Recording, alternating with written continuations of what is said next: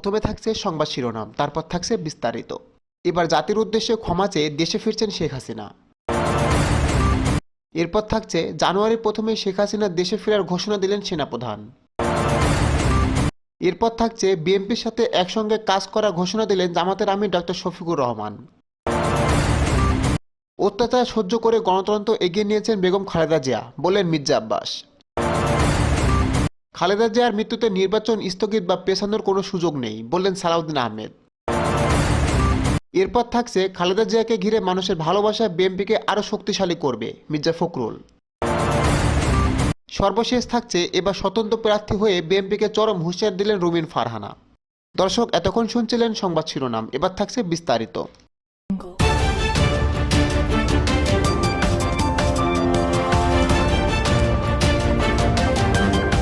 দেশের স্বার্থে অতীতের মতো ভবিষ্যতেও বিএনপির সঙ্গে মিলেমিশে কাজ করার কথা বলেছেন জামাতে ইসলামের আমির ডক্টর শফিকুর রহমান। দেশের স্বার্থে আমরা তারেক রহমানের সাথে মিলেমিশে একই সঙ্গে দেশকে এগিয়ে নিতে চাই। বিএনপি চেয়ারপারসন ও সাবেক প্রধানমন্ত্রী খালেদা জিয়ার মৃত্যুতে সহমর্মিতা জানাতে বৃহস্পতিবার সন্ধ্যায় বিএনপির গুলশানের কার্যালয়ে যান জামাতের আমির ডক্টর শফিকুর রহমান। সেখানে বিএনপির ভারপ্রাপ্ত চেয়ারম্যান তারেক রহমান সহ বিভিন্ন নেতাদের সঙ্গে সাক্ষাৎ করেন তিনি। জামাতের আমির সেখানে রাখা শোক বইও স্বাক্ষর করেন। পরে সাংবাদিকদের সঙ্গে কথা বলে জামাতের আমির বলেন, একাদশ সংসদ নির্বাচন ও জুলাই জাতীয় সনদের গণভোট নিয়ে তিনি বলেন, দেশ এখন একটা গুরুত্বপূর্ণ বাকি রয়েছে। একই দিনে সংসদ নির্বাচন ও গণভোট হবে। তিনি বলেন, তারেক রহমানের সাথে আলোচনা হয়েছে নির্বাচন সুন্দর এবং গ্রহণযোগ্যতা হোক, এটাই আমরা সবাই কামনা করছি। ডাক্তার শফিকুর রহমান আরও বলেন, আমরা এটা বলেছি যে 5 বছরের জন্য জাতীয় স্থিতিশীলতার স্বার্থে একটি সুন্দর পরিবেশ ফিরিয়ে আনার স্বার্থে আমরা সবাই মিলেমিশে কাজ করার চিন্তাভাবনা করতে পারি কিনা, সেটাও আমাদের চিন্তা করা দরকার। আমরা এটা বলেছি নির্বাচনের পরপরই সরকার গঠনের আগেই আমরা ইনশাল্লাহ বসবো। জাতির জন্য আমরা চিন্তা করব, জাতির জন্য আমরা সিদ্ধান্ত নেব। বিএনপি চেয়ারপারসন খালেদা জিয়া রাজনীতিতে যে ঐক্য তৈরি করে দিয়ে গেছেন সেটির উপর দাঁড়িয়ে যেন সবাই দায়িত্ব পালন করে, সেই আশাবাদও ব্যক্ত করেছেন জামাতের আমির। গুলশান কার্যালয়ে যাওয়ার বিষয়ে ডাক্তার শফিকুর রহমান বলেন, আমরা একটি নৈতিক দায়িত্ব পালন করার জন্য এখানে এসেছিলাম। বেগম খালেদা জিয়া তিনি তিনবারের নির্বাচিত প্রধানমন্ত্রী হিসেবে নেতৃত্ব দিয়েছিলেন। এর বাইরে তার একটি সংগ্রামী আপসহীন জীবন ছিল। তিনি গণতন্ত্র পুনঃপ্রতিষ্ঠা এবং মানুষের নাগরিক অধিকার প্রতিষ্ঠার জন্য আজীবন লড়াই করে গেছেন। সেই লড়াই করতে করতে তার শেষ জীবনটা অত্যন্ত বেদনাদায়ক গেলেও একাকিত্ব কেটেছে। এই সময় যারা দেশ শাসন করেছে তারা তার উপরে অমানবিক আচরণ করেছে। জামাতের আমির ডক্টর শফিকুর রহমান বলেন, খালেদা জিয়া যখন গুরুতর অসুস্থ হয়ে পড়েছিলেন তখন তাকে বিদেশে নেওয়ার জন্য দল ও পরিবারের পক্ষ থেকে বারবার অনুরোধ করা হয়েছে, কিন্তু সেই সময় ক্ষমতা থাকা শেখ হাসিনা স্বৈরাচারী সরকার তো আমলে নেয়নি, বরং এ বিষয়গুলো নিয়ে বারবার উপহাস করেছে। ডাক্তার শফিকুর রহমান বলেন, শেষ পর্যন্ত তিনি চিকিৎসা নিয়েছেন, বিদেশে গিয়েছেন, কিন্তু ততক্ষণে তার বিশাল ক্ষতি হয়ে গেছে। সেইতে তিনি ব্রিটেন থেকে ফিরে এলেন, আর কিন্তু বিদেশে চিকিৎসা নিতে যাওয়ার মতো উপযুক্ত স্বাস্থ্য থাকলো না। স্বাস্থ্যটা এতটাই ভেঙে পড়েছে যে শেষ চিকিৎসা তাকে দেশেই নিতে হয়েছে। সাক্ষাতের সময় অন্যদের মধ্যে বিএনপির মহাসচিব মির্জা ফখরুল ইসলাম আলমগীর, স্থায়ী কমিটির সদস্য নজরুল ইসলাম খান, সালাউদ্দিন আহমেদ সহ আরও অনেক নেতাকর্মীরা উপস্থিত ছিলেন। বিএনপির স্থায়ী কমিটির সদস্য মির্জা আব্বাস বলেছেন, সাবেক প্রধানমন্ত্রী ও বিএনপি চেয়ারপারসন খালেদা জিয়া শত অত্যাচার সহ্য করে দেশের স্বার্থে মানুষের স্বার্থে গণতন্ত্রকে এগিয়ে নিয়ে গেছেন। আজ শুক্রবার জুম্মার নামাজের পর রাজধানীর জিয়া উদ্যানে খালেদা জিয়ার কবর জিয়ারত করে মির্জা আব্বাস সে কথা বলেন। মির্জা আব্বাস বলেন, তার উপর যে অত্যাচার হয়েছিল মানুষের দিকে তাকিয়ে তিনি তা সহ্য করে গণতন্ত্রকে এগিয়ে নিয়ে গেছেন। আজকে গণতন্ত্রের দ্বারপ্রান্তে বাংলাদেশ, কিন্তু তিনি এই গণতন্ত্র দেখে যেতে পারলেন না। বিএনপির রাজনৈতিক অবস্থান শক্ত করার পেছনে খালেদা জিয়ার অবদান অনেক রয়েছে বলে উল্লেখ করেছেন মির্জা আব্বাস। তিনি অভিযোগ করেন, রাজনৈতিক প্রতিহিংসার জেরে বিগত সময়ে খালেদা জিয়াকে এমন কিছু করা হয়েছে যাতে তিনি দ্রুত সময় পৃথিবী থেকে ত্যাগ করেন। সাবেক প্রধানমন্ত্রী ও বিএনপি চেয়ারপারসন খালেদা জিয়ার কবর জিয়ারত করেছেন অসংখ্য মানুষ। তারা প্রার্থনা করেছেন সাবেক এই প্রধানমন্ত্রী যেন কবরে শান্তিতে থাকেন।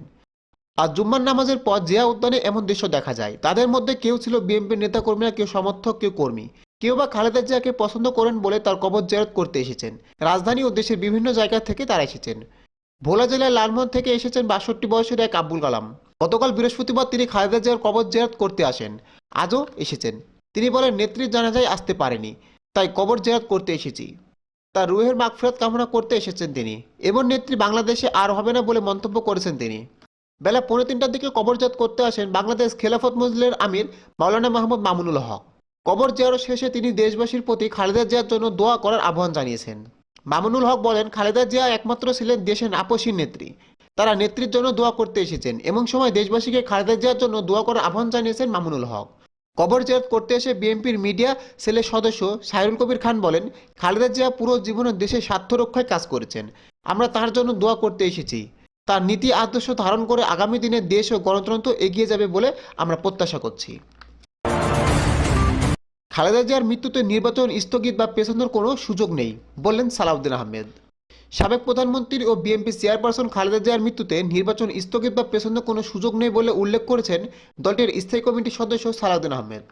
এই বক্তব্যের পক্ষে যুক্তি দিয়ে সালাউদ্দিন আহমেদ বলেন, বাছাই ও প্রতীক বরাদ্দের পর এমন ঘটনা ঘটলে আইনি জটিলতার কারণে নির্বাচন স্থগিতের প্রশ্ন আসতে পারত, কিন্তু এখন সেই পরিস্থিতি নেই। গতকাল বৃহস্পতিবার দুপুরে বিএনপি চেয়ারপারসন গুলশানের কার্যালয়ের বাইরে সাংবাদিকদের সঙ্গে আলাপকালে এসব কথা বলেন সালাউদ্দিন আহমেদ। খালেদা জিয়ার প্রসঙ্গ তুলে বিএনপির এই নেতা বলেন, তাদের নেত্রী আর নেই, কিন্তু তিনি মানুষের অন্তরে রয়েছেন। গণতন্ত্রের মা হিসেবে তিনি খেতাব পেয়েছেন, প্রতিষ্ঠিত হয়েছেন। জানা যায় যারা ঢাকায় আসতে পারেনি তারাও গায়েবানা জানাজায় শরীক হয়েছেন। সারা পৃথিবীর মানুষের অংশগ্রহণে এটি ছিল পৃথিবীর বৃহত্তম জানাজা, এই কথা প্রতিষ্ঠা হোক। গণতন্ত্রের জন্য সংগ্রাম করতে গিয়ে খালেদা জিয়া নিজের জীবন, সন্তান, পরিবার সবকিছু ত্যাগ করেছেন বলে উল্লেখ করেন সালাউদ্দিন আহমেদ। তিনি বলেন, এ দেশের জন্য, এ দেশের মানুষের জন্য, এ দেশের মাটির জন্য যে টান, যে ভালোবাসা, যে দেশপ্রেম, তার কোনো তুলনা হয় না। তিনি সবকিছু হারিয়েছেন, কিন্তু অর্জন করেছেন এক উচ্চতা, যে উচ্চতা পৃথিবীর বুকে খুব বেশি মানুষের নাম লেখা নেই।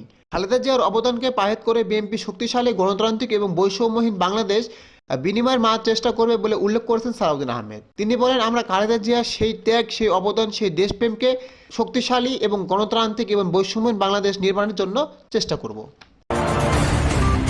ব্রাহ্মণবাড়িয়া 2 আসনে স্বতন্ত্র প্রার্থী হিসেবে যাচাই বাছাইয়ে বিএনপি থেকে বহিষ্কৃত ব্যারিস্টার রুমিন ফারহানা মনোনয়নপত্র বৈধ হিসেবে ঘোষণা করা হয়েছে। শুক্রবার 2 জানুয়ারি দুপুরে যাচাই বাছাই শেষে জেলা প্রশাসক ও রিটার্নিং কর্মকর্তা শারমিন আক্তার জাহান তার মনোনয়নপত্রটি বৈধ ঘোষণা করেন। রুমিন ফারহানা ছাড়াও এই আসনে দাখিল করা 11 প্রার্থী সবার মনোনয়নপত্র যাচাই বাছাই বৈধ ঘোষণা করা হয়েছে। মনোনয়ন না দেওয়ায় দলের প্রতি কোনো কষ্ট বা ক্ষোভ নেই। দলের যখন দুঃসময় ছিল তখন বেগম খালেদা জিয়ার নেতৃত্বে ছিলেন। তিনি আমাকে যে দায়িত্ব দিয়েছিলেন সেটা অনেক সময় দেখা গেছে আমার বয়স এবং রাজনৈতিক অভিজ্ঞতার চেয়ে অনেক বড়। সে দায়িত্ব আমি অক্ষরে অক্ষরে পালন করার সর্বোচ্চ চেষ্টা করেছি। তিনি বলেন, আপনারা দেখেছেন 2018 সালের সংসদে 2019 সাল থেকে আমি জয়েন করি। সেখানে আমার ভূমিকা কী ছিল? দল যখন 2022 সালে আমাকে ডিসেম্বরে পদত্যাগ করতে বলে আমি এক মুহূর্ত চিন্তা করিনি। যখন আমাকে দল বলেছে পদত্যাগ করতে, আমি সেই সঙ্গে মুহূর্তেই পদত্যাগ করেছি। এরপরও দল যদি মনে করে নতুন নেতৃত্ব ভালো হবে, তাহলে আমি দলকে স্বাগত জানাই। যদি দল মনে করে যে আমার সেবার আর প্রয়োজন নেই, ঠিক আছে, আমি আমার রাজনীতি চালিয়ে যাব। তিনি আরও বলেন, কিছু কিছু জায়গায় আমার নেতাকর্মীকে বলা হচ্ছে তাদের উপরে হয়তো মামলা দেওয়া হবে। আমি বলেছি এরকম কিছু হলে নিশ্চয় প্রশাসনকে আমি সেটা জানাবো। খালেদা জিয়াকে ঘিরে মানুষের ভালোবাসা বিএনপিকে আরও শক্তিশালী করবে বললেন মির্জা ফখরুল। বিএনপি চেয়ারপারসন ও সাবেক প্রধানমন্ত্রী খালেদা জিয়াকে বাংলাদেশের রাজনীতিতে একটা বিরল ব্যক্তিত্ব বলে উল্লেখ করেছেন বিএনপির মহাসচিব মির্জা ফখরুল ইসলাম আলমগীর। তিনি বলেছেন, খালেদা জিয়া চলে যাওয়ার মধ্য দিয়ে জনগণের যে ভালোবাসা তৈরি হয়েছে, মানুষের মধ্যে ইমোশনাল আবেগ কাজ করছে, সে ইমোশনাল নিশ্চয় বাংলাদেশের জাতীয়তাবাদী দলকে আরও শক্তিশালী করে তুলবে।